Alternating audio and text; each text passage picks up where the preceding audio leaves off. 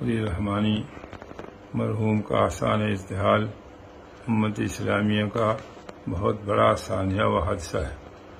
ابھی تھوڑی دیر پہلے اس ناچیز نے حضرت مولانا محمد رابع صاحب کا تفصیلی بیان سنا۔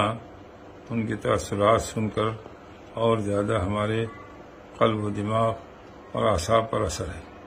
اس لیے اس ناچیز سے بھی حضرت مولانا ولی رحمانی رحمۃ اللہ علیہ کا غیر معمولی تعلق تھا۔ ابھی 3 ہی روز پہلے ہماری ان کی گفتگو ہوئی تھی۔ اس حادثے نے تمام امت اسلامیہ کو، امت ہندیہ کو ہلا کر رکھ دیا ہے۔ جانے والا جائے گا، تقدیری فیصلے کوئی ٹال نہیں سکتا۔ اللہ تبارک و تعالیٰ کی طرف سے ہر ایک کے جانے کے وقت مقرر ہے، لیکن بعض لوگوں کے انتقال کا اثر نہ صرف ایک فرد پر، ایک جماعت پر، ایک خاندان پر پڑتا بلکہ پوری ملت پر پڑتا ہے۔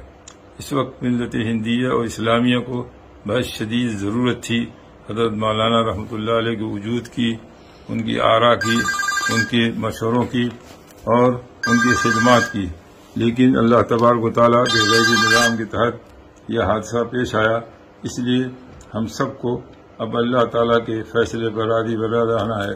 مولانا کا اعزا و اقارب کو، مسلم پرسلاح کے ممبران کو اور صدر کو اور تمام مسلمانوں کو میں خود اپنے سے کہہ رہا ہوں، ہم سب کا یہ ہے کہ ہم لوگ صبر سے کام لیں اور حضرت مولانا کے لیے اشال ثواب اہتمام سے کیا جائے۔ اب اس سے زیادہ میں کیا کہہ سکتا ہوں؟ میری طبیعت بھی بہت ہی متاثر ہے اور کس طرح سے اس کی تعبیر کروں سمجھ نہیں آتا ہے۔ زبان میں الفاظ نہیں ہیں، دل و دماغ کام نہیں کر رہا ہے۔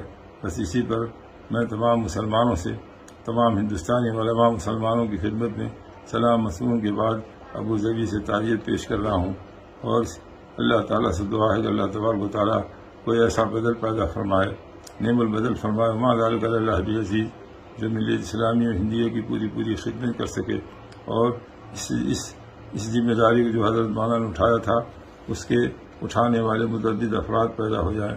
اللہ تعالیٰ کی قدرت سے سب کچھ ممکن ہے۔ وآخر دعوانا الحمدللہ رب العالمین۔